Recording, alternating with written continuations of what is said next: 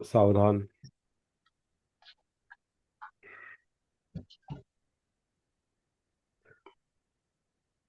आज आपण अत्तवग्गातली दुसरी गाथा पाहणार आहोत.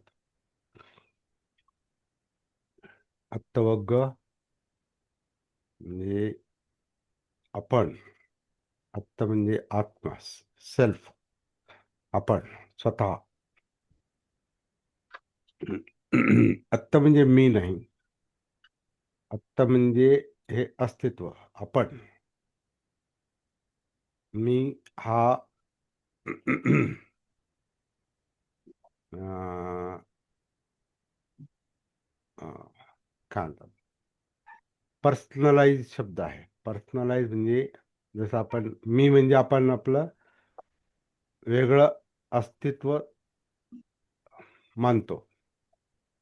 म्हणजे मी, तुम्ही, तो, ती, ते. Self and other. आपण आपलं जेव्हा स्वतंत्र अस्तित्व मानतो तिथं तो मानतो. म्हणजे धारण, तशी धारणा आहे, त्याला मी म्हटलेला आहे.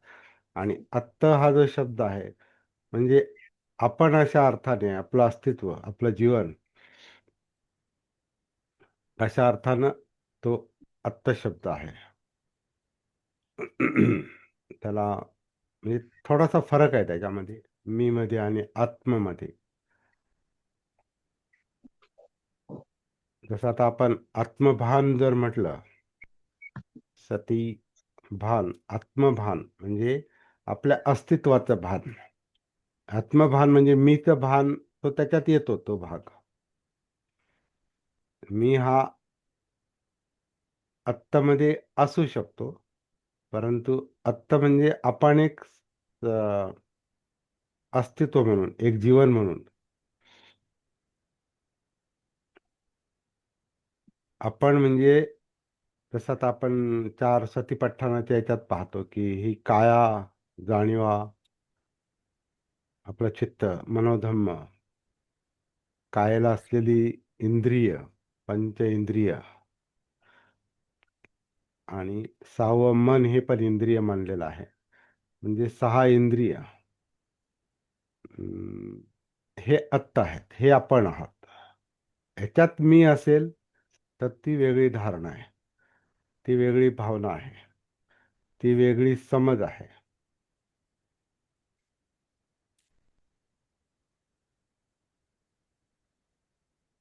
थोडंसं आपण आत्ता आणि मी मध्ये हा थोडा फरक लक्षात घेऊया. तर आज आपण ह्या अत्तवग्गातली दुसरी गाथा पाहणार आहोत. अत्तवग्ग हा 12वा वग्ग आहे धम्मपदातला. आणि धम्मपदातली ही क्रमशः 158वी गाथा आहे, अत्तवग्गातली दुसरी गाथा. तर पुन्हा एकदा सर्वांनी सावधान, स्वतःशी कनेक्ट व्हायचं आहे, आत्ताशी कनेक्ट व्हायचं आहे, स्वतःशी कनेक्ट व्हायचं, आत्ताशी कनेक्ट व्हायचं आहे. अत्तानमेव पठमं पटिरूपे निवेशये अथ अय्यमनुशासेय न किलिसेय पंडितो. त्या गाथेमध्ये निसेवय असा चुकीचा हे आलेला आहे, शब्द आलेला आहे पालीमध्ये. तो निवेशय आहे, निवेशय पाहिजे. कशा अर्थानं तो आपण नंतर पाहूया.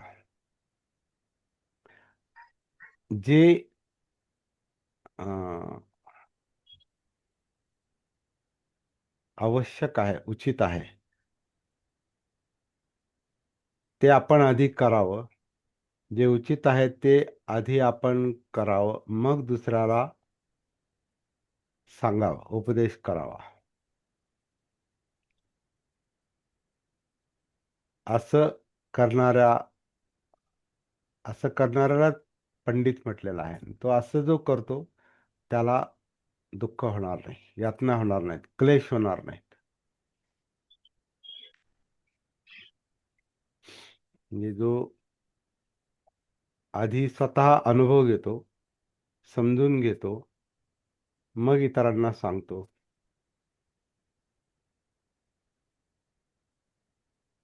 त्यालाच पंडित म्हटलेलं आहे. आणि अशा पंडिताला क्लेश होत नाहीत, यातना होत नाहीत. आता हा एक फार मोठी महत्वाची पण गाथा आहे. आणि विशेषतः धम्म जे सांगतात इतरांना, सत्य, धम्म, धर्म जे इतरांना सांगतात, त्यांच्यासाठीही जास्त लागू आहे.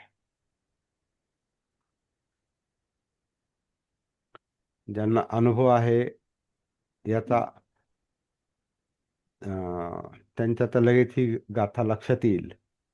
पण जरी अनुभव नसला तरी कधीतरी आपल्यावर अशी वेळ येऊ शकते की आपल्याला आपले अनुभव इतरांना सांगावे लागतात, बोलावे लागतात.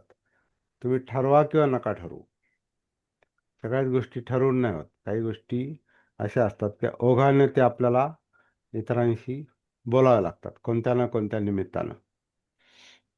तर तिथं ही काळजी घेतली पाहिजे, असं ही गाथा सांगते की जेवढं अनुभवाचं आहे तेवढं सांगा. तेच सांगा. नाहीतर मग सांगणाऱ्याला अनुभव न घेता सांगणाऱ्याला त्रास होतो, क्लेश होतात, यातना होतात. कारण ते अनुभवाचं नसतं. आणि कधी कधी तर तो सांगून फसतो पण. अशी उदाहरणं आपल्याला आजूबाजूला पाहायला मिळतात. बारकाईने जर पाहिलं तर अशी उदाहरणं आपल्याला आजूबाजूला पाहायला मिळतात. जे आपल्याला जमतं, येतं, समजतं तेवढंच बोललं पाहिजे. ज्याचा आपल्याला अनुभव नाही, जे आपण आधी करून पाहिलेलं नाही, ते इतरांना सांगण्याची ओढून ताडून घाई करू नये. नाहीतर मग आपण अडचणीत येतो. असा जणू काही एक सावधानतेचा इशारा दिलेला आहे. आधी पालीचे शब्द आपण पाहूया. अत्तानम एव. अत्तानम एव म्हणजे आधी स्वतःलाच. पठमंग म्हणजे प्रथम, आधी, अगोदर. पटिरूपे निवेसये. पटिरूप म्हणजे प्रतिरूप म्हणजे मार्ग.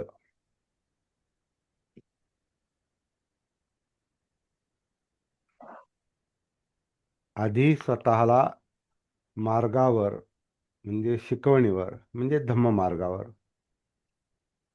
आणावं, किंवा त्याच्यामध्ये आपण असलो पाहिजे. निवेसये म्हणजे निवास करणे, म्हणजे त्याच्यात असणे, त्याच्यात प्रवेश करणे, म्हणजे ते आपल्या अनुभवाचं असलं पाहिजे. मार्ग म्हणजे धम्म मार्ग, धम्म शिकवण,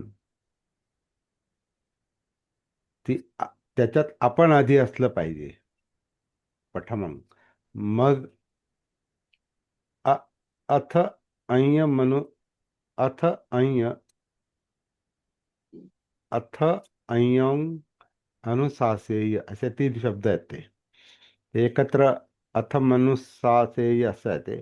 पण अथ म्हणजे मग इथं म्हणजे असं करून, काय करून, स्वतःला मार्गावर आणून, स्वतः अनुभव घेऊन, स्वतः तसं बनून, आधी पठमंग, आधी स्वतः तसं बनून, स्वतः मार्गावर आणून, म्हणजे स्वतः अनुभव घेऊन, स्वतः समजून घेऊन, मग असं करून अथ अय्य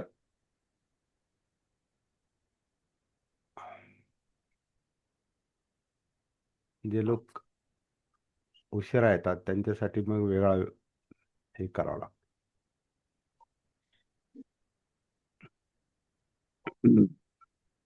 अथ अय्य अय्य म्हणजे अन्य, इतरांना. असं केल्यावर अन्य, इतरांना अनुशासेय म्हणजे अनुशासन सांगावं, म्हणजे उपदेश करावा. सरळ आहे. आधी स्वतःला मार्गावर आणावं, स्वतः अनुभव घ्यावा, नंतर इतरांना अनुशासन किंवा तो मार्ग सांगावा किंवा शिकवण द्यावी. न किलीसेय पंडितो, असं करणाऱ्या ज्ञानी माणसाला, पंडिताला, समजदार माणसाला न किलीसेय, क्लेश होत नाहीत, यातना होत नाहीत, दुःख होत नाही. आता या अनुभवातून आता मी पण बराच वेळा गेलो. कारण 40-45 वर्षाच्या एकूण या 43 वर्षाच्या एकूण या धम्मजीवनामध्ये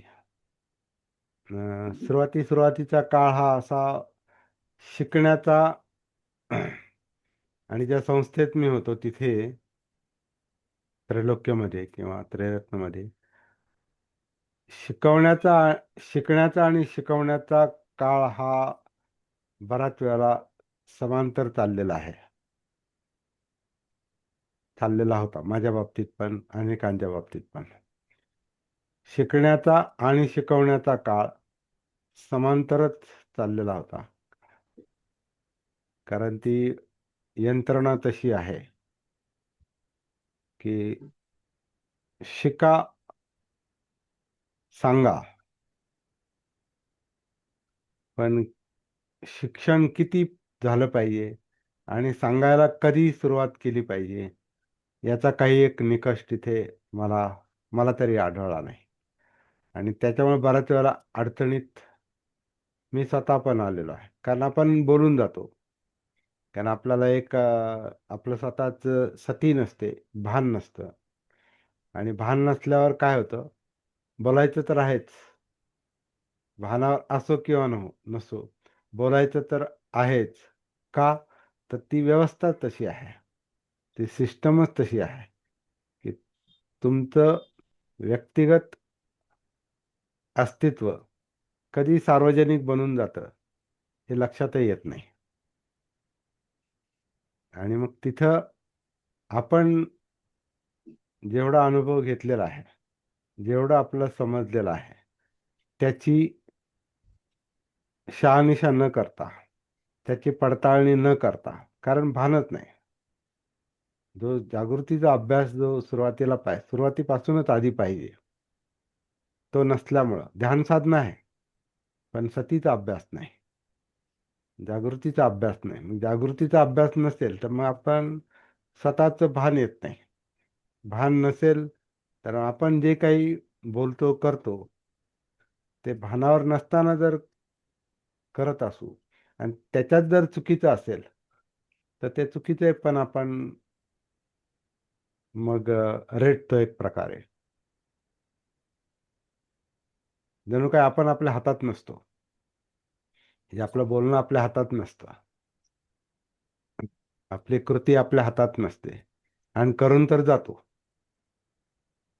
हे सामान्य पातळीवर पण चालतं. हे असं काही म्हणजे धार्मिक याच्यातच चालतं, धम्माच्या पातळीवर चालतं असं नाही.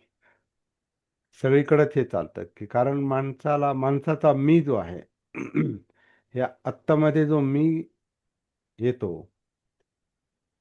तो अजाणतेपणीच येतो. सती नसताना, भान नसतानाच येतो तो मी. आणि विशेषतः ज्याला ज्ञान मिळतं, येतं, त्याच्यात हा मी फार स्ट्रॉंग होतो.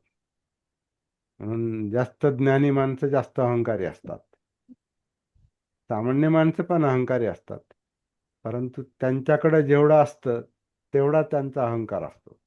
म्हणजे त्यांचं दिसणं असेल, त्यांचं रूप असेल, त्यांची संपत्ती असेल, त्यांची प्रतिष्ठा असेल, मग तुमच्या ती गावातली प्रतिष्ठा असो, नाहीतर तुमच्या पक्षातली प्रतिष्ठा असो, नाहीतर तुमच्या संस्थेतली प्रतिष्ठा असो, तुमचं पद असो, त्या त्या पातळीवरचा मी असतो. परंतु ज्याला ज्ञान असतं त्याच्यामध्ये तो जास्त तो भानावर नसेल, सती नसेल, त्याला स्वतःची भान नसेल, तर मग ते ज्ञान हा त्याचा इगो बनतो, मी बनतो. आणि तो मी बनला आणि त्याच्याकडे ज्ञान असतं. मग आपण पाहतो की मग ते ज्ञान पाझळण्याचं काम जास्त करतात. आणि ज्ञान पाझळलं म्हणजे ते ज्ञान खरं आहे की खोटं आहे, सत्य आहे की सत्य नाही, त्याचा अनुभव घेतलाय की घेतला नाही, याचे भान नसतं. आणि मेंदू तर ज्ञानानं सुजलेला असतो, भरलेला असतो, सुजलेला असतो अक्षरशः.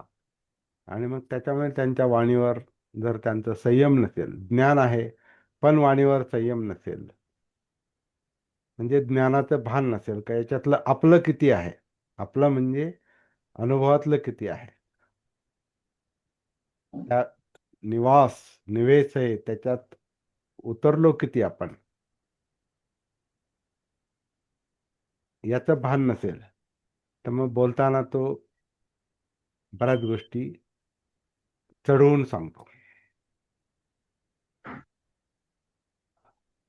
चढवून सांगतो.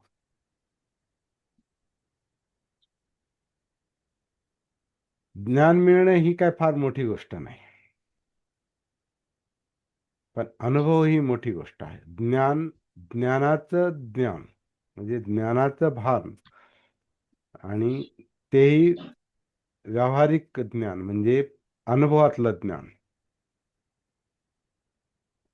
ज्ञान हे ज्ञानेंद्रिय मिळवतात, म्हणजे आपले डोळे, कान, नाक, जीभ, त्वचा, म्हणजे जे आपण पाहतो, आजूबाजूला जे वाचतो, जे पाहतो, ते सगळे ज्ञानाचं निमित्त बनतात. म्हणजे दिवा पाहिला की हा दिवा आहे, पेन पाहिला हा पेन आहे, हे कॉम्प्युटर पाहिलं हे कॉम्प्युटर आहे, हे आहे, ते आहे, असं आपल्या बाजूला सगळं ज्ञानच आहे. ज्या ज्या वस्तू आपल्या बाजूला असतात ते सगळे शब्द म्हणजे आपले ज्ञान आहे. किंवा कधी कधी शब्द नसतात, परंतु ते आकारधारी अस्तित्व असतं. काही शब्द आहेत, समजा उदाहरणार्थ माझ्यासमोर एक औषधाची बाटली आहे, आणि या औषधाच्या बाटलीवर अ, त्याचं नाव आहे, आणि त्या बाटलीवर त्याचं कंटेंट आहे. आता हे सगळं मला वाचता येते. तर हे मला सगळं वाचता येते: diphenhydramine, hydrochloride, ammonium chloride, sodium citrate and menthol syrup, हे कंटेंट असलेलं हे पी हिस्ट हे ही बाटली आहे माझ्यासमोर. आता मी सगळं वाचलं, कारण मला वाचता येतं, पण मला एकाचा अर्थ समजला नाही. पण मला वाचता येतं, याच्यातून माझा गैरसमज असा होतो की हे मला वाचता आलं म्हणजे समजलं नाही. वाचता येणं हे ज्ञान हे आपल्याला पूर्वानुभवातून येतं. कारण आता हे समजा इंग्लिश समजतं, इंग्रजी समजतं, वाचता येतं, परंतु ते शब्द काय सांगतात मला नाही माहीत. डायफेनिल, हायड्रामाइन, आता काही समजा थोडं शास्त्राचं सायन्सचं ज्ञान असल्यामुळे समजा डाय म्हणजे दोन, पण फेनिल म्हणजे काय, डायफेनी डाय डाय डायफेन डायफेन हायड्रामाइन असा शब्द आहे तो. पुढचं नाही माहिती, पण मी असं म्हणू शकतो हा मला माहिती आहे. तर हे ज्ञानाचं अज्ञान आहे. आणि असं बरंच आपल्यामध्ये भरलेलं असतं. कारण आपल्याला आता कसं आहे, ज्ञान स्वस्त झालंय. ज्ञान हे स्वस्त झालंय, आणि आता ह्या माहिती तंत्रज्ञानामुळे तर ज्ञान आणखीनच स्वस्त झालंय. म्हणजे लहान पोरं पण आता सहज वाचू शकतात, ऐकून, किंवा वाचू जरी शकले नाही तरी ऐकून त्यांना माहिती असतं, ऐकून ते बोलू शकतात. किंवा पाहून त्यांना काही गोष्टी समजतात. जसं आता लहान मुलं पण मोबाईल ऑपरेट करतात, कॉम्प्युटर ऑपरेट करतात, मोबाईल ऑपरेट करतात आणि मोठ्या माणसांना समजणार नाहीत, एवढं त्यांना समजतं त्यातलं. आणि त्याच्यामुळे काय होतं, लहान वयातच त्यांच्यामध्ये ते ज्ञान आल्यामुळं एक स्पर्धेची भावना पण त्यांच्यामध्ये, पोरांमध्ये निर्माण होते. म्हणून चिडचिडे पण होतात लहान मुलं लवकर. खूप माहिती झाली अवेळी, त्याचा अर्थ माहिती होण्याच्या आधी ते ज्ञान आलं की मग काही मुलं एकमेकांशी स्पर्धा करतात. किंवा समजा मोठ्या माणसाने त्याला विचारलं, अरे हे काय आहे, त्याच्यामध्ये आधी अहंकार निर्माण होतो, तुम्हाला एवढे कळत नाही का. तर ज्ञान हा अहंकार बनतो. याचं भान असेल, याची सती असेल, तर आपण ज्ञानाची बाधा होत नाही. अहंकार मी निर्माण होतो किंवा अहंकार निर्माण होतो, हा ही बाधा आहे. कारण त्यानं चित्त मन विचलित होतं. त्यानं त्याच्यामध्ये स्पर्धेची भावना, तुलनेची भावना, वर खाली, आपण मोठे बाकी कमी, किंवा आपल्याला कमी ज्ञान असेल तर स्वतःला कमी समजणं, दुसऱ्याला जास्त समजणं, ही जी स्पर्धेची आणि तुलनेची भावना जी असते, ही ज्ञानाचं भान नसल्यामुळं आहे आणि तुलना करत राहिल्यामुळे आहे. जेवढं आहे तेवढं आहे, पण जेवढं आहे त्याचं पण आपल्याला जर तर त्याचं परीक्षण केलं की जेवढं माझ्याकडं ज्ञान आहे त्यातलं मला समजलं किती, ते फक्त वाचता येतं. ऐकून माहिती आहे किंवा वाचून माहिती आहे, माहिती आहे. ते खरं म्हणजे ते इन्फॉर्मेटिव्ह नॉलेज त्याला म्हणतात, म्हणजे माहितीचं ज्ञान. तसं आता माहिती तंत्रज्ञान पण आहे. तंत्राचं ज्ञान. आता माहिती तंत्रज्ञान हा म्हणजे जागतिक व्यवहारामध्ये महत्त्वाचा शब्द आहे. इन्फॉर्मेशन टेक्नॉलॉजी, माहिती तंत्रज्ञान. तर ह्या तंत्रज्ञानामुळे माहिती पटकन होतं आणि माहिती मिळाली म्हणजे ज्ञान मिळतं. आणि ज्ञानाचं जर भान नसेल तर मग ते ज्ञान आपल्या अहंकाराचं कारण बनतं, स्पर्धेचं कारण बनतं, तुलनेचं कारण बनतं. आपण स्वतःला जास्त शहाणे समजतो आणि त्याची दुसरी बाजू म्हणजे इतरांना मूर्ख समजतो. किंवा इतर जर आपल्यापेक्षा जास्त असतील तर त्यांना आपण जास्त शहाणे समजतो, आपल्याला काय माहित नसतं.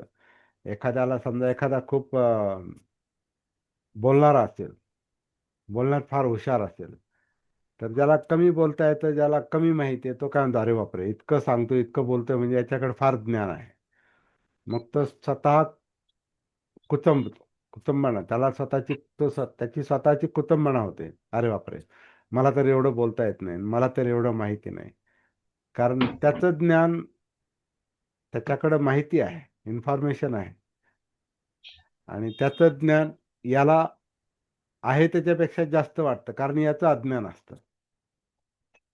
आणि मग ते स्वतःमध्ये त्याच्यामध्ये कमीपणाची भावना, न्यूनगंडाची भावना तयार होते.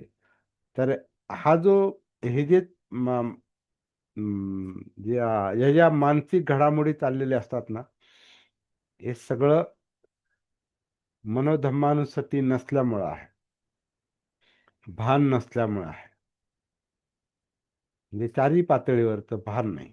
कायेचं भान नाही, म्हणजे बोलण्याचं भान नाही, वर्तनाचं भान नाही. आपल्या मनात ज्या फिलिंग निर्माण होतात, जाणीवा निर्माण होतात, जसं ते वरती खाली, तो मोठा मी लहान, किंवा मी मोठा तो लहान, ह्या ज्या जाणीवा, हे जे कंपॅरिझन तयार होतं आणि याचा जो त्रास होतो, कारण हे सगळ्या त्रासदायक गोष्टी आहेत. ह्या चित्त चित्त जे ज्यानं धरून ठेवलेलं आहे. समजा ज्ञान धरून ठेवलं, त्याचा लोभ किंवा माझ्याकडे ते ज्ञान नाही याचा स्वतःचा द्वेष किंवा इतरांचा द्वेष, हे सगळं चित्त जे त्याच्यातून तयार होतं आणि त्याच्या जाणीव असतात, तर त्या त्रासदायक असतात. हे दुःख जे असतं हे सूक्ष्म पातळीवर हे असं काम करतं. ज्याचं टेन्शन येतं, तणाव येतो, प्रेशर येतो. त्या मीचा प्रेशर, तो अहंकाराचा प्रेशर जो आहे, सत्काय दृष्टी म्हटलंय त्याला. पहिलाच अडथळा आहे, मोठा अडथळा पहिला, स्वकाया दृष्टी. ही ही माझं अस्तित्व. आता इथं काया म्हणजे आपलं अस्तित्व, म्हणजे मी, ज्याच्यात मी आहे. तो स्वकाया दृष्टी, ही काया मी आहे, म्हणजे याच्यात जे जे काय आहे ते माझं आहे. तो त्याच्यात मी आहे. त्याच्यात ते ज्ञान पण आलं. कारण ज्ञान हे मेंदूचा भाग आहे. मेंदू हा कायाचा भाग आहे. त्याला हे सगळं मिळून काया म्हटलेलं आहे. सकाय दृष्टी म्हणजे काया दृष्टी. ही काया अशी आहे. मग तिचं दिसणं, त्याचं रूप, आणि मग त्याच्यातलं ज्ञान, त्यातल्या जाणीवा, त्यातली माहिती, अज्ञानपण. ज्ञानपण आणि अज्ञानपण दोन्ही पण मीचा भाग बनतो. अज्ञान न्यूनगंड तयार करतो, ज्ञान अहंगंड तयार करतो. तर असं हे जे आहे, हे सगळं जर जागृतीच्या प्रकाशात दिसत नसेल, तर मग त्याच जाणीवांचं, त्याच चित्ताचे आणि त्याला धरून चालणाऱ्या विचाराचे आपण, म्हणजे आपला मी, हा गुलाम बनतो.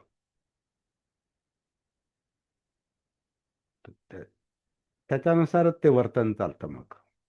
तसंच वर्तन घडतं आणि मग काहीतरी गडबड होते. सांगण्याचा मुद्दा असा आहे की जेव्हा आपल्याकडं ज्ञान येतं परिस्थितीनुसार, आपल्याला मिळालेलं शिक्षण, आपण आपण काम करत असलेली संस्था, किंवा आपलं स्वतःचं वाचन, किंवा आपण केलेलं श्रवण, हे सगळं आपल्या ज्ञानात भर टाकत चालतं. पण काय आलंय आपल्याकडे, काय ज्ञान आपल्यामध्ये संचय झाला आहे, संस्कारित संस्कारित असते, संस्कार झालेले आहेत ते. तर ते संस्कारामुळे ते ज्ञान मिळतं. परंतु त्याची समज येणं ही वेगळी गोष्ट आहे. कारण ती समज यायला ते ज्ञान चिंतनाचा विषय बनलं पाहिजे. आणि ते चिंतन करणं सगळ्यांनाच का जमत नाही, तर तो एक वेगळा सराव आहे. चिंतन करणं पद्धतशीरपणे एक एक मुद्दा घेऊन त्याचा, जसं आता आपण प्रत्येक एक गाथा घेतो, गाथेतले शब्द पाहतो, शब्दाचे अर्थ पाहतो, त्याचे वेगवेगळे अर्थ पाहतो, वेगवेगळ्या पुस्तकातले अर्थ पाहतो. जसं आता एक शब्द आपल्याला असा सापडला की ते शब्द चुकीचा लिहिलेला आहे, परंतु तो शब्द चुकीचा आहे कशावरून कळतं? कारण दुसरा योग्य शब्द कोणता आहे हे माहिती आहे, आणि तो पुन्हा या गाथेच्या अर्थामध्ये फिट बसत नाही. मग तो चुकीचं, प्रिंटिंग मिस्टेक, छपाई चुकीची, टायपिंग चुकीचं आहे. पण हे लक्षात आलं नाही समजा, तर मग ते आपण तसंच वाचतो मग, कारण आपल्याच लक्षात आलं नाही, म्हणजे तो शब्द समजला नाही. मग तिथं निसेवय आलेलं आहे, ते निवेसय आहे, निवास, निवेसय.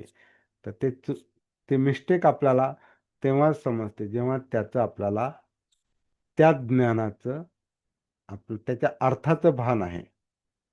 मग तो अर्थाचं भान असेल, तर मग हा शब्द निरर्थक आहे इथं किंवा चुकीचा आहे, हे आपल्याला लक्षात येतं. तर हे जे काम आहे समजून घेण्याचं, याला याला चिंतन म्हटलेलं आहे. चिंतन म्हणजे ज्ञानात ज्ञान समजून घेण्यासाठी चाललेली एक मनाची जागृत धडपड, जागृत जागृत क्रिया आहे ती.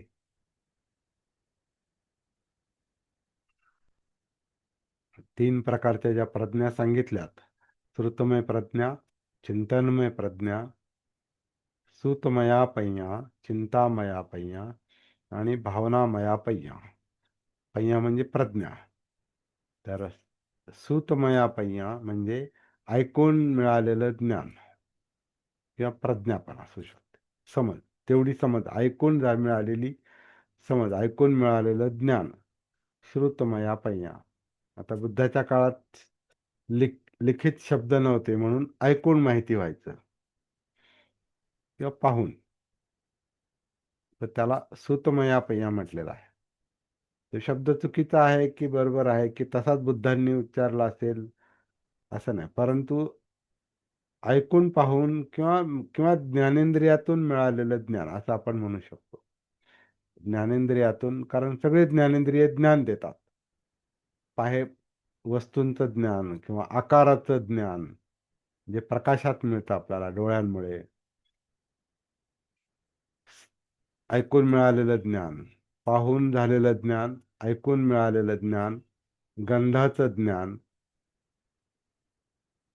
जिभेत म्हणजे चवीचं ज्ञान, जिव्हा इंद्रिय, जिव्हा जीभ आपली ही चव घेते, चव, चवीचं ज्ञान, आणि त्वचा जी असते संपूर्ण काया आवरण, तिला जो स्पर्श होतो, समजा थंड आहे, गरम आहे, खडबडीत आहे, मऊ आहे, ओबडधोबड आहे, हा जो स्पर्श होतो, किंवा टोचलंय, टोकदार काय आहे, टोचलंय, किंवा पीस असेल एखादं म्हणजे ते मऊ आहे, तर ते स्पर्श ज्ञान ते आपल्याला ज्ञानात भर टाकतं. असं ज्ञानेंद्रिय ही ज्ञानात भर टाकतात आणि मन त्याच्यावर विचार करतं आणि शब्द निर्माण होतात, संज्ञा निर्माण होतात, संज्ञा निर्माण, असं ते चाललेलं. तर हे सगळं जे आहे ते श्रुतमय प्रज्ञेमध्ये येऊ शकतं, ऐकून पाहून इंद्रियांनी मिळालेलं ज्ञान. पण जे ज्ञान एक माणसातली नैसर्गिक क्रिया आहे, कारण पाहायला आपल्याला काही करावं लागत नाही, डोळे काय आपण निर्माण केलेले नाहीत, हे नैसर्गिक जन्माबरोबर आलेले आहेत. आणि त्याला मिळणारं जे ज्ञान आहे हे नॅचरली मिळते, एक आपापल्या मनस्थितीनुसार किंवा आपापल्या प्रयत्नानुसार नॅचरली मिळते इंद्रियांचं ज्ञान. हे सांगावं लागत नाही. म्हणजे मीठ खारट आहे हे काही सांगावं लागत नाही, हे मिळतं. गरम होतंय सांगावं लागत नाही, दुर्गंध आहे, सुगंध आहे, सांगावं लागत नाही. असं असं जे ज्ञान आहे हे पहिल्या पातळीवरचं ज्ञान हे मिळत जातं नॅचरल. परंतु जे ज्ञान मिळालेलं आहे ते काय आहे याची समज ही, म्हणजे तो अनुभव, त्याला अनुभव म्हटलेला आहे, ज्ञानाचा अनुभव. हा, याला विशिष्ट प्रयत्न करावे लागतात, किंवा जो करतो त्याला ते मिळतं. पुन्हा हे सगळं भान आहे की नाही, सती आहे की नाही, हा वेगळा मुद्दा आहे परत. परंतु ते सती असो नाही तर नसो, ही समज अशी वाढत जाते. तर त्याला दुसऱ्या पातळीत ज्ञान समजून घेण्याचं जे काम आहे त्याला चिंतामया पय्या. तर चिंता म्हणजे ही आपली चिंता नाही, पाली चिंता म्हणजे चिंतन, थिंकिंग प्रोसेस, म्हणजे डेलिबरेट थिंकिंग, मुद्दाम प्रयत्नपूर्वक चाललेलं चिंतन, ती चिंतामया पय्या आहे. आणि मग ते ज्ञान जेवढं आपल्याला त्या चिंतनामुळे, कंटम्पलेशन, ध्यान, त्याच्यात ध्यान आहे, ध्यानामुळे ते जे त्याचं भान आहे की नाही ती वेगळी गोष्ट, त्याची सती आहे की जे समजलंय ते योग्य आहे की अयोग्य आहे हे सतीला समजेल. परंतु ध्यान ही ते समजून घ्यायचा प्रयत्न करतं. म्हणजे मन ध्यान करतच. मन म्हणजे ध्यानच आहे असं मला वाटतं बऱ्याचदा. ते ध्यान मिळालेल्या ज्ञानावर ध्यान करतं किंवा विषयावर ध्यान करतं, त्याला वितर्क विचार म्हणतात. तर ते ध्यान करतं आणि ध्यानातून ते ज्ञान मिळतं, ते चिंतन तिथे चालतं. परंतु जागृत चिंतन, आता इथं आपण काय म्हणतो, सती धम्म चिंतन. फक्त धम्मचिंतन किंवा आपण ज्ञानाचं चिंतन नाही करत. जे जे आहे, जे समजतंय ते योग्य आहे का, हे सती आपल्याला सांगते. हे भान आपल्याला सांगतं. जागृती आपल्याला सांगते. नाहीतर मग ते नुसतं ज्ञान ज्ञान राहतं. आणि ही जागृती जी आपल्याला सांगते योग्य काय अयोग्य काय, याला प्रज्ञा म्हटलेलं आहे. कारण त्याच्यात समज, खरी समज असते. समज पण गैरसमज पण असू शकतो, चुकीचा समज पण असू शकतो. मिसअंडरस्टँडिंग, गैरसमज, चुकीचा समज. आणि सम्यक समज म्हणजे सम्यक दृष्टी त्याला म्हटलंय. तर त्याच्यामध्ये प्रज्ञा आहे. प्रज्ञा म्हणजे जागृतीला झाली आलेली समज. म्हणजे बुद्धांना प्रज्ञा मिळाली आपण म्हणतो, कारण बुद्ध म्हणजे संपूर्ण जागृत अवस्था. मग त्या जागृतीला ती प्रज्ञा समजली, तो धम्म आहे, तो सद्धम्म आहे. नाही तर अधम्म पण आहे, मिसअंडरस्टँड, चुकीची समज आहे. तो धम्मच आहे, कारण धम्म म्हणजे मनोधम्म. तर धम्म अधम्म पण असू शकतो, धम्म सद्धम्म पण बनू शकतो. असं असं ते जे चाललेलं आहे, हे दुसऱ्या पातळीवर चाललेलं आहे. आणि त्याच्यातून आपण जे बनतो ती भावना मया पैया. म्हणजे भाव भावना म्हणजे भव, भव म्हणजे बनणे, तसं होणे. तर आपल्याला जेवढं समजलेलं आहे त्याच्यातून ती भावनामया पैया, भावनात्मक प्रज्ञा ही, आणि ती खरी समज आहे. कारण ती पुन्हा डिस्टर्ब होणारी समज नाही तिथं. अं, शंका नाही तिथं. ते ते चित्त मन हे भावित झालेलं आहे. ते चुकीच्या पद्धतीने पण भावित होऊ शकतं, पण ते समजतंय की हा, हे मला समजलं, हे चुकीचं आहे, हे पण समजणं ही प्रज्ञाच आहे. चूक समजणं ही पण प्रज्ञाच आहे. मग त्याच्यातून बाहेर पडू शकतो माणूस.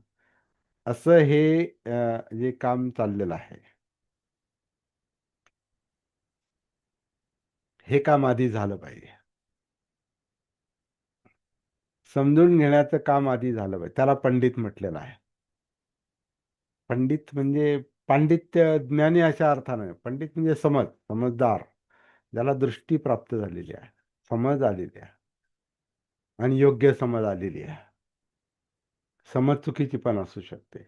योग्य समज, त्याला सम्यक दृष्टी म्हटलेलं आहे. ज्याला सम्यक दृष्टी येते त्याला मग हेही कळतं की आपल्याकडे किती आहे, आपल्याकडे किती खरं ज्ञान आहे, किती अनुभवाचं ज्ञान आहे, आपण किती मार्गावर आहोत. पटिरूपे निवेसे, किती मार्गावर आपण किती आहोत, किती प्रवेश केला आपण त्याच्यात. धम्म प्रवेश, सद्धम्म प्रवेश. इथे एक इशारा दिलेला आहे की हे काम झाल्यावरच इतरांना सांगण्याचा प्रयत्न करा. मग अनुशासन सांगावं, असं करा आणि तसं करा. हे तेव्हा सांगावं जेव्हा आपल्याला ती गोष्ट क्लिअर किंवा स्पष्ट झालेली आहे, किंवा जेवढी स्पष्ट आहे तेवढंच सांगावं, जास्त सांगू नये. जास्त सांगितलं तर मग असं म्हटलेलं आहे, त्या व्यक्तीला त्रास होतो, क्लेश. त्या पंडिताला, त्या ज्ञानी माणसालाच त्याचा क्लेश होतो, त्रास होतो, जो अति सांगतो, अनुभवाच्या पलीकडचं सांगतो, तो अडचणीत येतो.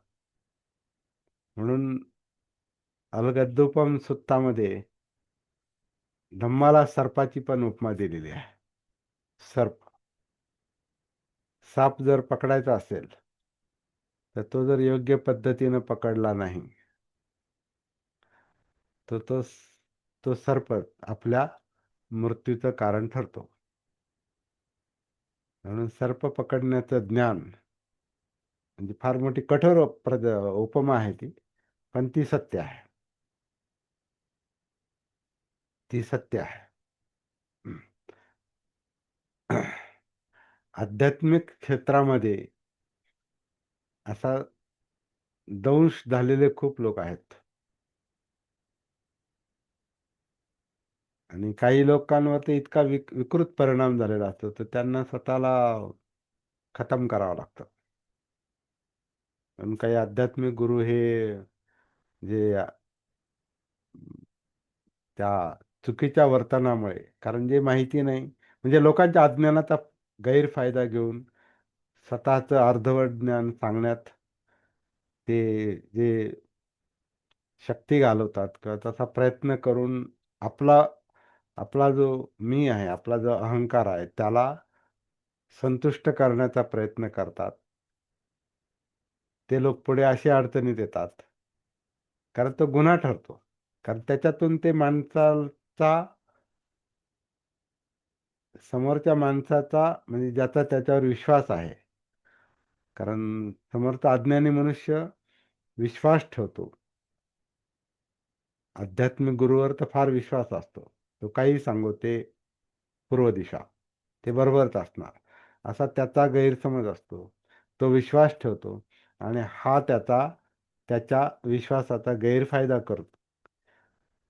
करून घेतो आणि स्वतःला पाहिजे तसं करतो. परंतु कधीतरी समोरचा मनुष्य किंवा अनेक लोक हे कधीतरी कोणीतरी जागं होतं, कारण त्याला समजतं, समजू शकतं. आणि मग असा एक किंवा दोन किंवा अनेक लोक जेव्हा ही गोष्ट उघड करतात, मग त्या गुरुला, त्या गुरुची फार मोठी अडचण होते. आणि मग काही गुरु क्षमा पण मागतात. काहींना ती क्षमा मागायची पण ते तेवढी नम्रता नसते. मग आता आपल्याला थांबून आणि जगून काय फायदा आहे? तर काही लोक आत्महत्या पण करतात. अशी काही उदाहरणं आहेत. काही जेलमध्ये आहेत, हे आपण पाहतो. तर हे असं म्हटलेलं आध्यात्मिक अहंकार जो असतो ना, तो तर फार डेंजर आहे. कारण तो आध्यात्मिक अहंकार अनेक अज्ञानी लोकांची फसवणूक करतो आणि ते उघड झाल्यावर मग पळताभुई थोडी होते आणि फार मोठी बदनामी पण होते आणि बऱ्याच गोष्टी आहेत. खूप आता आपला जाणकार लोकांना याचा अनुभव असणार आहे. आपण कधी त्याचा एवढा विचार करत नाही. धम्म, धर्म, अध्यात्म ह्या गोष्टी अशा आहेत की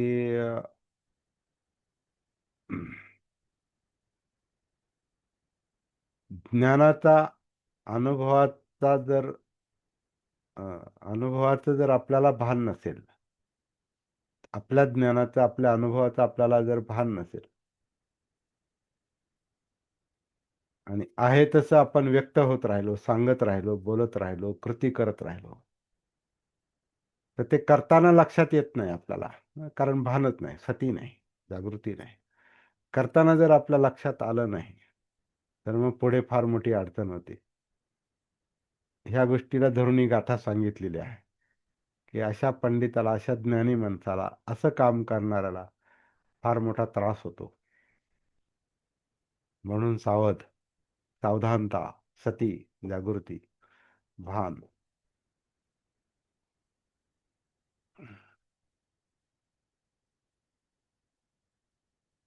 कोणतंही काम अवेळी करायचं नाही.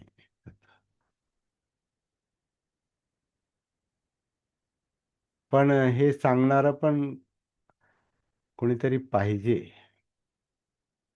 मला वाटतं आपल्याला ते विशेषतः आंबेडकरी बौद्ध चळवळीमध्ये बाबासाहेब गेल्यानंतर आपल्याला सांगणारं असं कोणी नव्हतं. त्याच्यामुळे आपणही अनेकांचं नुसतं ऐकतच राहिलो आणि करीत राहिलो.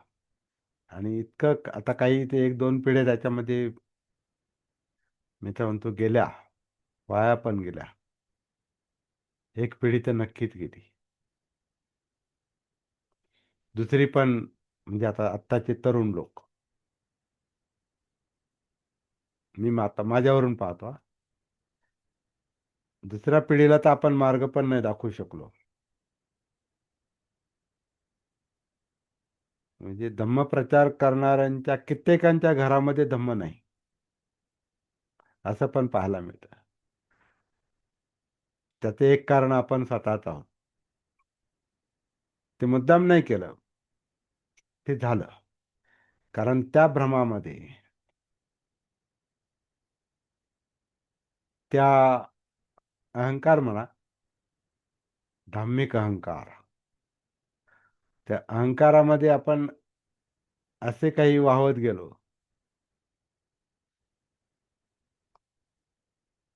प्रचारकांचं सांगतो हा.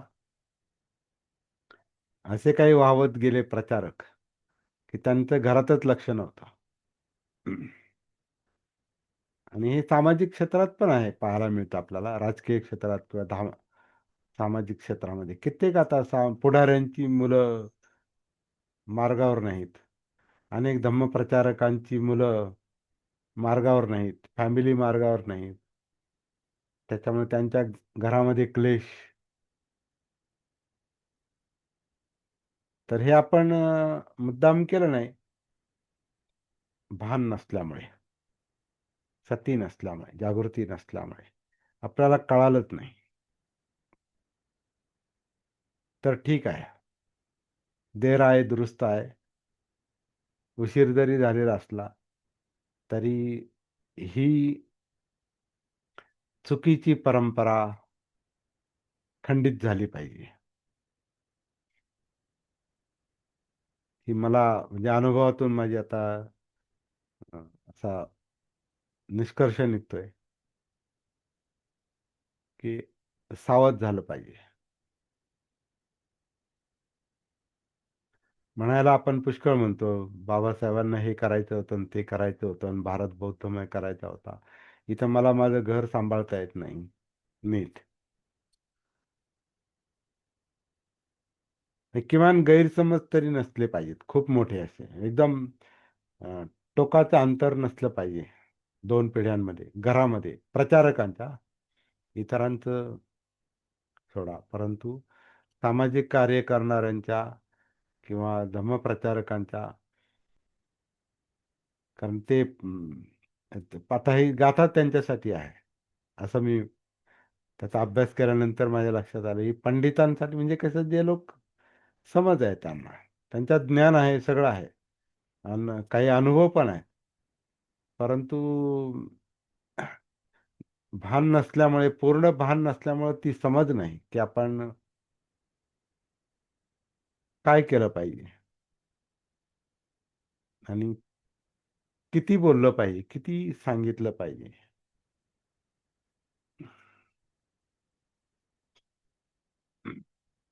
बऱ्याच गोष्टी आहेत, बारीक सारीक गोष्टी आहेत. चर्चेचा मुद्दा आहे, परंतु सर्वसाधारणपणे ही अशी गाथा आहे की आपण स्वतःला आधी नीट मार्गावर आणावं आणि मग इतरांना उपदेश करावा. म्हणजे आपल्याला त्रास होणार नाही. न क्लिशेय पंडितो. मग आपल्याला, आपण जर ज्ञानी असू, माहिती असेल आपल्याला, मग आपल्याला पुढे त्रास होणार नाही. अशा अर्थाची ही गाथा आहे.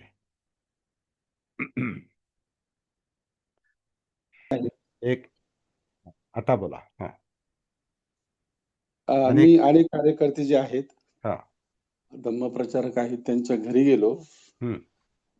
त्यांच्या घरी घरची जे मंडळी आहेत ते त्यांना एक प्रकारे वैतागलेले असतात. कारण की त्यांनी घरी आपण कधीच आपण आपले पण अनुभव सांगायचे बरं का. म्हणजे आता मी जसं खरं माझे आहे, अनुभव खरं आहे. सांगितले, मी इतरांच्या मी मा घरातलं नाही बोललो, मी माझं बोललो. मी माझ्या घरातलाच अनुभव हा, सांगतो, बस बस बस. की मला घरच्यांचा एक आणि प्रकारे आणि ते पण खूप डिटेल नाही सांगितलं तरी चालेल. त्याचं हां, कारण असं आहे वरच्यावर की हो, का मी वरच्यावर काही सांगतो. गोष्टी चुकीच्या झाल्या असतील त्या आता सुधारल्या पण हो. सुधारू पण शकतात. त्याच्यामुळे ते चुकीचं आहे अशा अर्थानं पण नाही बोलायचं, की आता आपल्या लक्षात आलेलं आहे, आता आपण परत त्याचं पुनरावृत्ती करणार नाही. अशा अर्थानं थोडंसं हे करायचं. म्हणजे ही टीका पण नाही, हे दोष नाही दाखवणं पण नाही, हे समजून टीका घेणं. पण नाही, परंतु हा, त्यातून सुधारलं पाहिजे, हा, असं सुधारलं माझं पाहिजे. म्हणणं आहे. बस, हा. की त्यांनी घरी पण लक्ष दिलं पाहिजे आणि नाही सामाजिक पाहिजे, स्तरावर घरी पण लक्ष दिलं पाहिजे असं पण नाही, भानावर आलं पाहिजे. हो, प्रथम आधी ते आधी भानावर आधी आले भान पाहिजे. आलं, सती आली का मग लक्ष आपोआप दिलं जाईल. लक्ष हो, द्यायला हो. पाहिजे, नाही दिलं तर चुकीचं आहे असं नाही. कशावर फोकस पाहिजे? सतीवर, पतीवर फोकस पाहिजे जागृतीवर त्यांचा. लक्ष, आपला फोकस पाहिजे आणि त्याची प्रॅक्टिस केली पाहिजे. हो. म्हणजे मला असं म्हणायचं की त्यांना तेवढा वेळ मिळत नाही. घरी सुद्धा द्यायला नाही वेळ भानच मिळत नाही. नाही, वेळेचा मुद्दाच नाही हा. हे हां, आपण आपल्यावर काम नाही केलेलं, आपण आपल्याकडे प्रथम लक्ष आपण दिलं आपलं नाही. काम करायचं. हा तो मुद्दा आहे. म्हणून त्या बरोबर आहे. चुका होतात. चुका का झाल्या? तर जे आधी करायला पाहिजे ते केलं नाही, ते नंतर आता लक्षात आलंय. तर ठीक आहे, आता आपल्याला हो. सांगणारं नव्हतं किंवा उशिरा लक्षात आलं, आणि ज्या काही त्याच्यामुळे चुका झालेल्या आहेत आधी, त्या आपल्याला इथून पुढे तरी किमान त्या होणार नाही त्याची काळजी घ्यावी लागते. आणि अं, घरामध्ये सुद्धा आपण अधिकाराच्या जोरावर आपण, कारण ते तो आपला हे आहे ना, सेल्फ आहे, तो मी आहे. तर आपण अधिकाराच्या जोरावर, ज्ञानाच्या जोरावर कधी कधी पहिला अन्याय, पहिली जबरदस्ती आपण घरापासूनच करतो. मी काय करतो आणि तुम्ही काय करता? नाही, तुम्ही काय करता ते आपणच पहा. घरातल्यांवर जोर जबरदस्ती केली तर आपल्याला वाटतं आपण चांगलं सांगतो आणि हे काय ऐकत नाहीत. नाही, समजावून सांगण्याची पहिली पद्धत मला असं वाटते, ते म्हणजे तुमचं आचरण, आपली प्रॅक्टिस, आपलं बोलणं, हे समंजसपणाचंच आलं पाहिजे. आणि तो समंजसपणा जागृतीने येतो, शिकवल्यानं येत नाही. धम्म ही शिकवण्याची गोष्टच नाही असं माझं मत आहे. धम्म ही अनुभव कथनाची गोष्ट आहे. हे बुद्धांच्या अनुभवातून पण लक्षात येतं. बुद्धांबद्दल असं म्हटलेलं आहे की तो म्हणजे असं एक प्रसिद्ध अ, भिक्षू प्रचारक आहेत. तर त्यांनी असं म्हटलेलं आहे, ते पटतं म्हणून मी त्यांचा उल्लेख करतो हा. त्यांचं नाव नाही सांगत. पण त्यांचं म्हणणं मला पटलं. बुद्धांना जेव्हा ज्ञानप्राप्ती झाली आणि ते बाहेर पडले, आता इतरांना धम्म सांगितला पाहिजे. ते हे सांगायला ते बाहेर पडले. तर आता जेव्हा बाहेर पडले तेव्हा कुठून सुरुवात करायची हे पण ते शिकत असणार. कारण स्वतःला समजणं ही एक गोष्ट आहे, समजावून सांगणं ही दुसरी गोष्ट आहे. पण समजावून कसं सांगायचं? तर ते असं म्हणतात की तो पहिला जो साधू त्यांना भेटला, बुद्धांना, उपक, जो नग्न साधू होता, तो त्यांना भेटला. तर तो प्रभावित झाला बुद्धांकडे पाहून तो प्रभावित झाला म्हणे. आणि तुम्हाला कोण आहात तुम्ही म्हणे.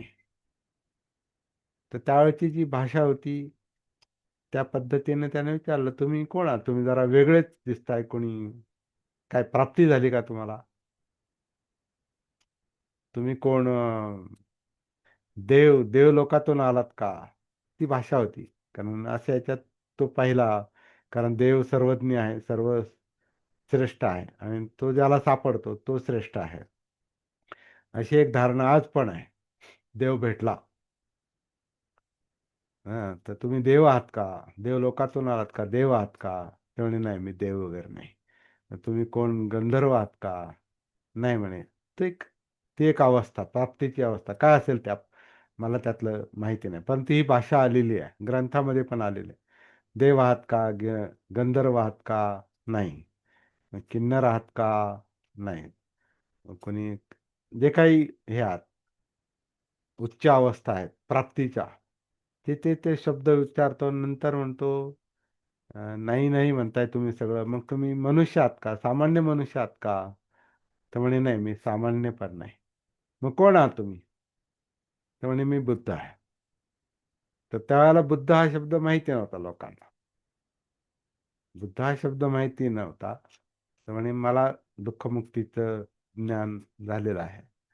आणि त्यावेळेला त्यांची ख्याती पण होती इतरत्र, की हे खूप मोठे तपस्वी आहेत आणि अशी अघोरी तपस्या इतर कोणी केलेली नाही.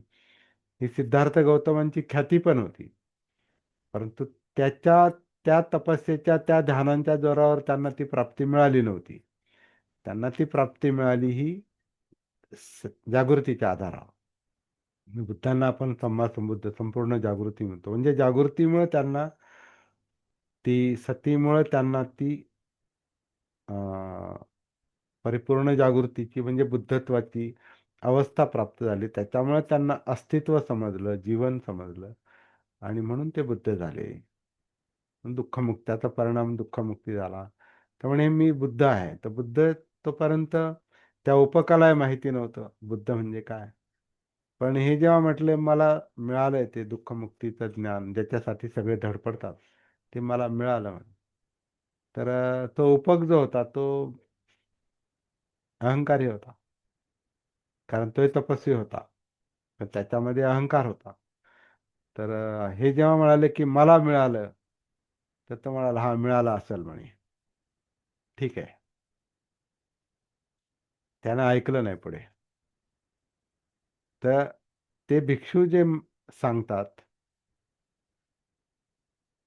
थाई परंपरेतले आहेत ते, तर ते सांगतात, थाई परंपरेतले परंतु युरोपियन, तर ते सांगतात की बुद्धांची जी सांगण्याची पहिली जी भाषा होती, ती मीला धरून होती, की मी बुद्ध झालो आणि मला असं असं समजलं.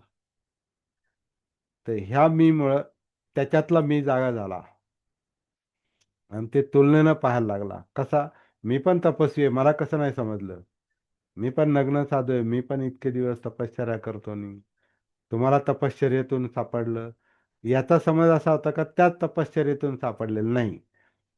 बुद्धांना कदाचित ते पहिल्या याच्यामध्ये तो मुद्दा, जागृतीचा मुद्दा जो आहे, किंवा जे कशातून सापडलं, आणि त्यांनी ऐकलं ऐकलं नाही तो भाग वेगळा. परंतु ती सुरुवातच त्या भिक्षूंचं म्हणणं असं आहे, त्याच्याशी आपल्याला सहमत व्हायचं की नाही तो वेगळा मुद्दा आहे, परंतु तो थोडासा पटतो. तर ते बुद्धांची पहिली जी भाषा होती ना, ती पहिली भाषा, की हा मला असं असं सापडलेलं आहे. तर त्याच्यातून त्याचा अहंकार जागा झाला, तुलना तो करायला लागला, आणि त्याने ऐकायचं बंद केलं. नंतर मग बुद्धांनी सत्याची भाषा सांगायला सुरुवात केली. तर ते पंचवर्गीयांना पण ते सुरुवातीला ऐकत नव्हते बघा. पहिले पंचवर्गीय जे तपस्वी होते, जे बुद्धांबरोबर तपस्या करत होते, आणि त्यावेळेला बुद्धांची म्हणजे सिद्धार्थ गौतमांची तपश्चर्या पाहून ते पण प्रभावित झालेले होते, जेव्हा ते बरोबर होते. परंतु जेव्हा बुद्धांनी ध्यान साधनाने या तपश्चर्या सोडून दिल्या आणि बुद्धगयेमध्ये जी वेगळाच मुद्दा त्यांच्या लक्षात आला, तो मध्यम मार्गाचा, की नुसतं क्लेश देऊन उपयोगाचं नाही, आणि नुसतं खा प्या मजा करा हे जीवन काही कामाचं नाही. कामसुखल्लिका अनुयोगो, अत्त केलं मथानुयोगो, ही दोन्ही टोकं चुकीची आहेत. हे दुसरं टोक जे आहे, ध्यान मार्गानं क्लेश द्या, स्वतःला त्रास द्या आणि दुसरीकडे मन गुंतवा, त्याने प्रश्न सुटत नाही. ही गोष्ट जी बुद्ध झाल्यावर लक्षात आली, मग तो मार्ग लक्षात आला, ती पद्धत लक्षात आली, ती जागृतीची होती. म्हणून सतीपट्ठाण सती जो आहे ही बुद्धांची वेगळीच शिकवण आहे. ती ध्यान साधनेवर आधारलेली नाही, असं माझा आता निष्कर्ष आहे, मत आहे. त्याच्याशी मतभेद असू शकतात, पण तुम्हाला असं वाटतं. तर ती नंतरची जी बुद्धांची भाषा जी होती ना, ती सत्य सांगणारी भाषा होती. सभ्य संखारा दुःखाती, हे जीवन जे आहे हे दुःखमय आहे. ज- जन्म जरा व्याधी मरण, प्रियांचा वियोग अप्रियांचा संयोग, ह्याच्यामुळे दुःख होतं. तर ही भाषा जेव्हा आली त्यांच्या तोंडून, तर ते कोणाला नाकारणं शक्यच नाही झालं. अरे हा असंच आहे, जन्म दुःख आहे म्हणून ते आता लहानपणच रडण्यापासूनच सुरुवात होते. म्हातारपण दुःख आहे, आजार दुःख आहे, मरण दुःख आहे, हे सगळ्यांचे अनुभव आहेत. ही अनुभवाची भाषा जेव्हा ते बोलायला लागले, सत्याची भाषा, अनुभवांची भाषा, पंडिताची भाषा, ज्ञानी माणसाची भाषा नाही बोलले ते. हा मी असा आहे, मला असं समजलं, माझ्याकडे एवढं आहे, नाही. सत्य हे असं असं आहे. ही भाषा जेव्हा त्यांनी बोलायला सुरुवात केली, समोर त्याला ते पटल्याशिवाय राहिलं नाही. ज्ञानी माणसं पण झुकले त्यांच्या समोर, पंडित पण झुकले. म्हणून आता ते साधी माणसं जशी बुद्धांच्या प्रभावाखाली आली, त्यांच्या शिकवणीच्या, तसे पंडित पण आले, राजे महाराजे आले, व्यापारी आले, पंडित आले, इतर गुरु आले, इतर गुरूंचे शिष्य आले, ब्राह्मण पण आले. सत्याची भाषा, बाबासाहेबांची भाषा अशीच होती की आपण कोण आहोत, आपण अस्पृश्य आहोत म्हणजे कोण आहोत, आपल्या यातना काय आहेत,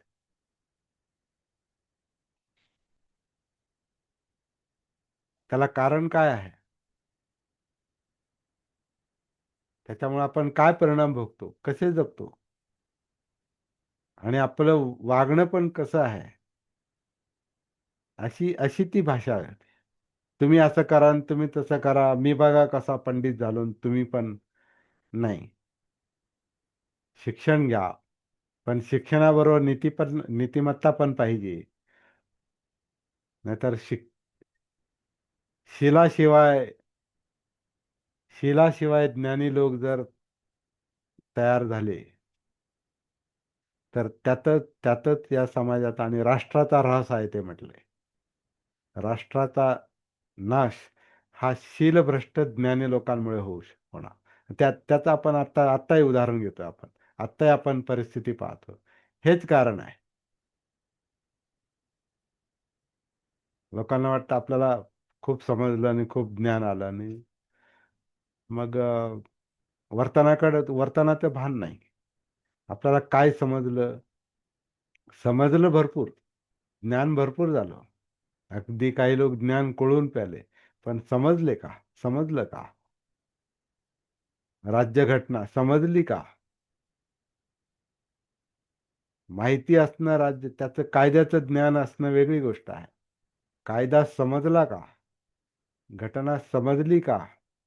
म्हणजे बाबासाहेब समजले का?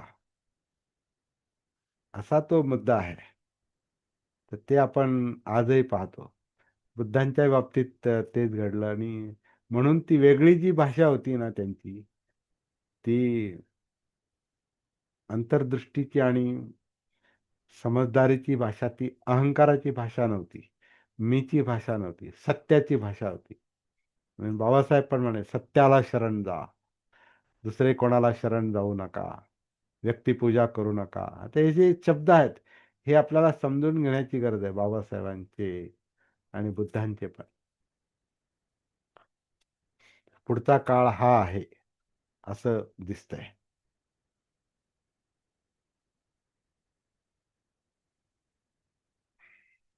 नवीन सत्काय दृष्टी हा, परत बोला. हा, नवीन सत्काय दृष्टी तयार व्हायला हवी की नको? नको. नवीन मी तयार व्हायला नको. नाही, सत्काय दृष्टी.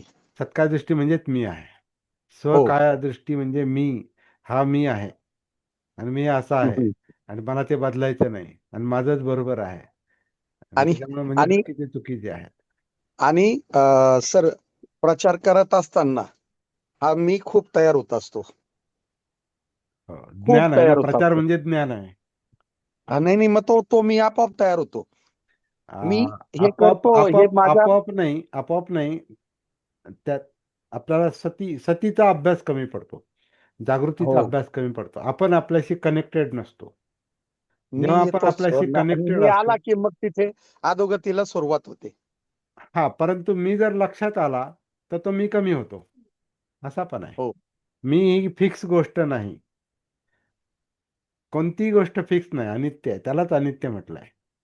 कोणतीही गोष्ट फिक्स नाही, अशीच आहे असं नाही. ते ती अनित्य आहे म्हणून तर बदल होतो आणि बदल होतो म्हणून विकास पण होतो. म्हणून सगळ्याच गोष्टींचा पॉझिटिव्हलीच विचार करायचा. विधायकच गोष्ट आहे ही. अनित्यता ही नकारात्मक गोष्ट नाही. हा, सगळं नाशवंत आहे नाही. अनित्यता म्हणजे नित्य नाही, फिक्स नाही. असंच आहे असं नाही. मी पण फिक्स नाही. मी ही धारणा, मी हे ध्यान, मी हे धरणं पकडणं, ही पण फिक्स गोष्ट नाही. त्याच्यामध्ये पण बदल होऊ शकतो. तो होऊ शकतो म्हणून तर माणूस त्याच्यातून बाहेर पडू शकतो ना. नाही तर मग धम्मच्या अभ्यासाचा आणि धम्म आचरणाचा काय फायदा झाला असता. हेच तर शिकायचे आहे. जे झालं ते झालं. ते मला माहिती नव्हतं, मी अज्ञानात होतो किंवा मला भान नव्हतं, सती नव्हती, मी माझ्याशी कनेक्टेड नव्हतो. सगळ्याचा अर्थ एकच आहे की अनकॉन्शियस माइंड जे आहे, अजागृत मन जे आहे, जे जन्माबरोबरच आलेलं आहे, ते मुद्दाम आपण आणलेलं नाही. म्हणजे मी मुद्दाम मुद्दाम अज्ञानात राहिलो, मुद्दाम अहंकार निर्माण केला, असं नाही. तो झाला. त्याचा दोष आपल्याला द्यायचं काही कारण नाही. आणि आता आपल्याला कळालं, याचा अहंकार पण निर्माण होता कामा नये. वस्तुस्थिती बघायची, कार्यकारण भाव बघायचा, प्रत्यक्ष समुत्पाद बघायचा, कार्यकारण भाव लक्षात आला पाहिजे. सत्य सत्य लक्षात आलं पाहिजे. ही मीची भाषा नाही, मला सत्य लक्षात आलं नाही. सत्य सत्य आहे. फक्त सतीचा मुद्दा आहे. भानावर आलो, आपल्याला कळालं, मला कळालं आणि मी काहीतरी वेगळा आहे. परत तो नवीन मी तयार नाही झाला पाहिजे, हा पण मुद्दा आहे. म्हणजे तारतम्य ठेवताच मध्यम मार्ग म्हटलेला आहे. एक मध्यम मार्ग म्हणजे जो त्या अं, दोरीवर तोल सांभाळणारा जो डोंबारी असतो ना, तर ती व्यक्ती जी असते, ती तिच्या हातात अशी मोठी काठी असते आणि ती दोरीवर चालते. ती काठी कशासाठी हातात असते? तर जिकडं तोल जातो तिकडं ती काठी त्याला सांभाळते, बॅलन्स. बॅलन्स सांभाळते ती. म्हणून ती काठी हातात असते, लक्षात घ्या. ती गंमत म्हणून नाही. आणि ती दोरी बघा, त्याच्यावर उभं पण राहता येणार नाही. मग ती बरोबर त्या अंगठा आणि याच्यात ती हे असं ती व्यक्ती पाय टाकते आणि इकडे ती काठी जी आहे, ही इकडं इकडं बॅलन्स जर जात असेल तर तो बॅलन्स, ते संतुलन साधायला ती काठी मदत करते. तर आपली प्रॅक्टिस अशीच आहे. चुकीच्या बाजूला किंवा बरोबर, सुख दुःख, यश अपयश, निंदा स्तुती, लाभ हानी, ह्याच्यात जो आपला मी दोलायमान होतो, लाभ झाला की हुरळून जातो, हानी झाली की दुखावला जातो, यश मिळालं की हुरळून जातो, मग तिथं वर जातो. मग इकडे ही काठी जरा थोडीशी हे करायला लागते. यशाने हुरळून गेला का मग इकडे झुकणार, मग इकडे कोलमडू शकतो. अपयशाने खचून गेला का मग परत दुसरी बाजू त्याला बॅलन्स करते. नाही तर मग अपयशाने खचून गेला तरी कोलमडू शकतो तो, निंदेनं खचून गेला तरी कोलमडू शकतो, स्तुतीनं हुरळून गेला तरी तो कोलमडू शकतो. सुखाने हुरळून गेला, सुखाचा लोभ निर्माण झाला तरी कोलमडू शकतो. दुःखानं द्वेष निर्माण झाला, खचून गेला, तरी कोलमडू शकतो. तर ही जे काही संतुलन आहे ना, हे संतुलन साधणं म्हणजे त्या दोरीवर चालणं आहे, तो मध्यम मार्ग आहे.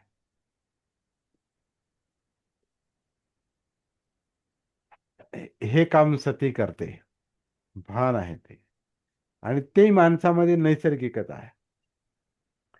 तोल सांभाळण्याचं जे काही काम आहे ते पण माणसाला निसर्गानंच मिळालेलं आहे. मला वाटतं त्याचा शोध बुद्धांना लागलेला आहे, म्हणून तो मध्यम मार्ग सापडला आहे. जगातच आहे, ते जगातल्याच गोष्टी आहेत, जे आपला व्यवहार आहे तोच आहे, फक्त समज आलेली आहे. ते तोल सांभाळता येतो जीवनाचा, म्हणून कोलमडत नाही. ती दुःखमुक्ती आहे. दुःख आहे तिथंच आहे, पण तो दुःखाने कोलमडून जात नाही. सुखाच्या पण मागे लागत नाही, कारण त्याला माहिती आहे सुख आणि दुःख एकाच काठीचे दोन हे आहेत, दोन टोक आहेत. हे असंच आहे, जीवन हे असंच आहे. म्हणून याच्यामध्ये संतुलन साधणं हा महत्वाचा, हा मध्यम मार्ग आहे, आणि हा दुःखमुक्तीचा मार्ग आहे. आता हे बोलता बोलता ह्या गोष्टी लक्षात येतात हा माझ्या पण, म्हणजे मी काय आधी त्याच्यावर विचार नाही केलेला, पण हेच कळतं. ह्या अभ्यासामध्ये आपल्याला कधी काय उजेड पडेल, प्रकाश पडेल सांगता येत नाही. काय कळेल म्हणून ते प्रॅक्टिस करत राहणं हेच महत्वाचं आहे. उतरा स्वतःमध्ये, स्वतःची काया पहा, वर्तन पहा. काया म्हणजे वर्तन, अंतर्बाह्य पहा. जर ते पाहता येत नसेल तर मग आधी काय पोटामध्ये उतरा श्वासाच्या निमित्तानं. हं, हे धड, कारण हे आपल्या कायचा शरीराचा मुख्य भाग जो आहे तो हा जड भाग जो आहे तो हा खांद्यापासून कमरेपर्यंत आहे.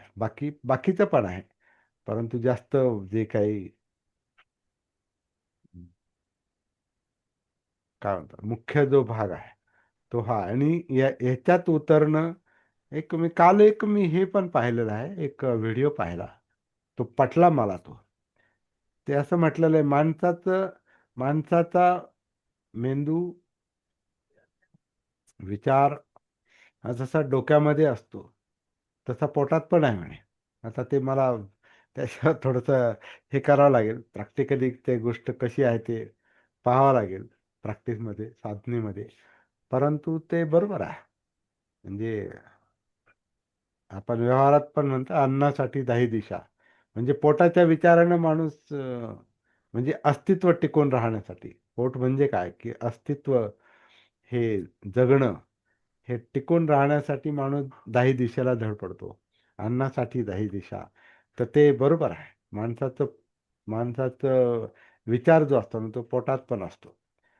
असो, त्या मुख्य गोष्ट काय की हे सगळं सगळं जे आहे हे हळूहळू क्रमाक्रमानं लक्षात घेणं हे सतीनं शक्य आहे, जागृतीनं शक्य आहे. म्हणून उतरा म्हणतात, उतरायचंय. कायेत यायचंय, शरीरात यायचंय. हे शरीर जिवंत आहे, त्याच्यामध्ये जाणीव आहे, सुख दुःख आहेत, मूर्छित अवस्था पण आहे, अजागृत अवस्था पण आहे, ती फार मोठी आहे, अनकॉन्शियस माइंड. त्याच्यात ही ओढाताण करणारं चित्त आहे. चित्त पण सगळीकडेच आहे, कॉन्शियसनेस सगळीकडेच आहे. म्हणजे आपण त्याला चक्षुविज्ञान, श्रोतृविज्ञान, घ्राण विज्ञान, जिव्हा विज्ञान, काया विज्ञान आणि मनोविज्ञान, म्हणजे सगळंच आलं त्याच्यामध्ये. म्हणजे चित्त सगळीकडेच आहे. विचार प्रक्रिया, नर्वस सिस्टम, मेंदू आणि पाठीच्या कण्यातला मज्जारज्जू आणि सगळ्या शरीरामध्ये सगळं पसरलेलं मज्जातंतूचं जाळं सगळीकडेच आहे. म्हणजे सती सगळीकडे झिरपली पाहिजे, म्हणजेच हाडामासात उतरली पाहिजे. मग ह्याच्या बाहेर भान नाहीच आहे ना, याच्या बाहेर जागृती नाहीच आहे. त्याच्यात सगळं मग जग पण येतं, कारण जग म्हणजे काय, आपण जे परसिव्ह करतो, आपल्याला जे जाणवतं ते जग. म्हणजे डोळे, कान, नाक, जीभ, त्वचा आणि मन, ह्याला जे जाणवतं ते ते जग म्हणतो आपण. जग म्हणजे आपण आहोत म्हणून जग आहे. म्हणून ते म्हणतात ना, स्वतःवरून जग पाहावं. म्हणून त्याच्यात उतरता आलं पाहिजे. आत्मभान ती सती आहे. म्हणजे सती म्हणजे आत्मभान पण आहे, जागृती.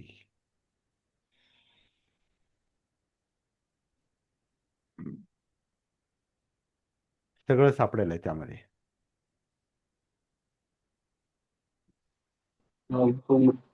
परत बोला. तुम्ही जे उदाहरण दिलं की तारेवर जी चालते ती मुलगी हातात काठी घेऊन चालते, मुलगी किंवा माणूस, तो जो कोणी बॅलन्स, असेल, जो कोणी असेल तो, जो हा. कोणी असेल तो, किंवा आपणही तो असू शकतो. बॅलन्स, हो, हा.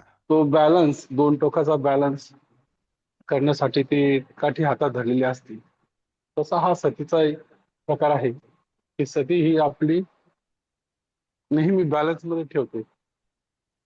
हे छान उदाहरण हम्म, हम्म, म्हटलं सर. हम्म. आपलं व्यक्तिमत्व बॅलन्स होतं त्याने. हो हो. आपलं जीवन बॅलन्स होतं. आपलं मन, आपलं चित्त, आपल्या जाणीवा, आपलं शरीर, म्हणजे नाम आणि रूप, आतलं आतलं आणि हे म्हणजे काया आणि जिवंत जिवंतपणा. एवढं एकाग्रता राहते त्यांची. हा? एकाग्रता एकदम. हा? एकाग्रता असते त्यांची, नाही, एकाग्रता. नाही, एक नाही, मग नाही. संतुलन ही गोष्ट, एकाग्रता एकाच ठिकाणी आहे. समजा त्या काठीवरच्या मुलीनं, त्या माणसानं समजा एकाच बाजूला पाहिलं, एका टोकाला, नाही नाही नाही, त्यांना माहित असतं का आपल्याला पडायचं नाही आपण. त्याला भान आहे. ते हा हा. माहिती नाही ते त्यांचं ते भानच आहे. ते त्यांना हं. ते त्या आपण दोरीवर चाललो आणि पडायचं नाही, ह्याचं नैसर्गिक ते चित्ताला, मनाला ते एक त्याची ते वळण पडतंय, ते प्रॅक्टिसनं पडतंय. ते काय हो एका हो. दिवसाचं काम नाही त्या काठीवर नाही, चालणं. नाही. आलं का? आणि ती एकाग्रता मुळीच नाही. ते भान आहे, ती जागृती आहे. एकाग्रता ही त्याचा एक परिणाम असू शकतो, परंतु एका ठिकाणी तिनं पाहिलं एकाच बाजूला, तर चालेल का? नाही. नाही. ती दोन्हीचंही भान आहे. पाहत पण नाही ते भान आहे. ती खाली पण पाहते का दोरीकडं? नाही. नाही. ती कुठं पाहते? ती व्यक्ती कुठं पाहते? कुठंच नाही पाहत. कुठंच नाही. सगळ्याचं भान आहे त्याला. नैसर्गिक काम आहे ते मेंदूचं एक. तिला चालण्याचं भान आहे, काठीचं भान आहे, ते जे काही दोलायमान अवस्था असते त्याचं भान आहे. तसं आपलं चित्त, आपलं मन, आपले विचार, आपल्या भावना, आपलं पाहणं, आपलं ऐकणं, आपलं गंध, चव, स्पर्श, आपलं चालणं, बसणं, उठणं, झोपणं, काम करणं, हे संपूर्ण कायेचं भान आहे. म्हणून धम्मं कायेन पश्यत, कायेत उतरा, त्याच्यात जे जे काही चाललेलं आहे ते धम्म आहे. म्हणून ह्या सगळ्यात अस्तित्वाचं भान, आत्ता हे अस्तित्वाचं भान आहे, जगण्याचं भान आहे, अंतर्बाह्य भान आहे. हे ध्यान नाही, लक्षात घ्या. ध्यान हे मनाचं एक विशिष्ट कार्य आहे, आणि ते ध्यान एका वेळेला एकाच ठिकाणी असतं. वितर्क विचार, विषयावर विचार, तो ध्यान चाललेला असतो. ज्ञान हे ध्यानाचे एक कार्य, परिणाम असू शकतो, असतो. कारण एका वेळेला एकच गोष्ट आपण शिकताना एका वेळेला एकच गोष्ट शिकतो ना. का अनेक गोष्टी एकाच वेळेला शिकतो, एका वेळेला एकच शिकतो. आपले समजा आता तुमचा क्रमिक शाळेतला अभ्यास आहे, मराठीचा समजा पिरियड चालू आहे, मराठीचा अभ्यास चालू आहे वर्गामध्ये, तिथं मध्येच गणित येतं का? का तिथं भूमिती येते का? तिथं भूगोल येतो का? भूगोलाचा तास चाललाय, त्याच्यात गणित येतं का? गणिताचा काही भाग असू शकतो, परंतु गणित हा विषय नाही. भूगोल म्हणजे भूगोलच, हा भूगोल पृथ्वी. तर विषयात वेगवेगळे विषय का का ठेवलेले असतात शाळेमध्ये, किंवा एखाद्या विषयामध्ये तज्ञ होत जाणारा मनुष्य त्याच विषयावर फोकस करतो, तर तिथेच एकाग्रतेचा मुद्दा येतो. परंतु संपूर्ण याचं भान जे आहे, जो आता बघा, जेवढं ज्ञान पुढं पुढं पुढं अनेक विषयांचं ज्ञान जर एकाच माणसामध्ये जर येत असेल, तर त्याला सगळ्याच विषयांचं भान राहतं, सगळ्याचं. मग तो सगळ्यांमध्ये अनेक विषयांमधलं एक कॉमन फॅक्टर पण शोधतो, तो काय म्हणतात, एक केंद्रबिंदू, मध्यवर्ती मुद्दा पण त्याच्या लक्षात येतो नंतर.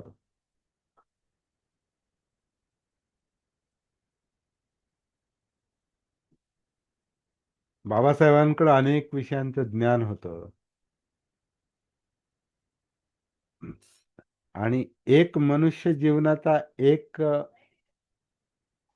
गंभीर विषय, यातना. आता त्यांना अस्पृश्यता आणि त्यांच्या यातना, असा एक सुरुवातीचा जो मुद्दा, तो त्यांच्या जीवनाशी संबंधित पण होता आणि सामाजिक जीवनाशी पण संबंधित होता. आणि इकडं अगाध ज्ञान आहे.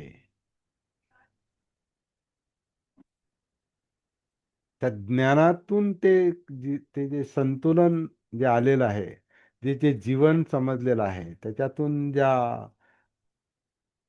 खचाखोचा जे बारकावे लक्षात आलेले आहेत, त्याच्यातून ती एक संतुलित विचार आहे. मग ती संतुलित चळवळ आहे. मग तशा प्रकारचे लोक तयार करणं आहे. त्याच्यातून तो परिणाम साधलेला आहे.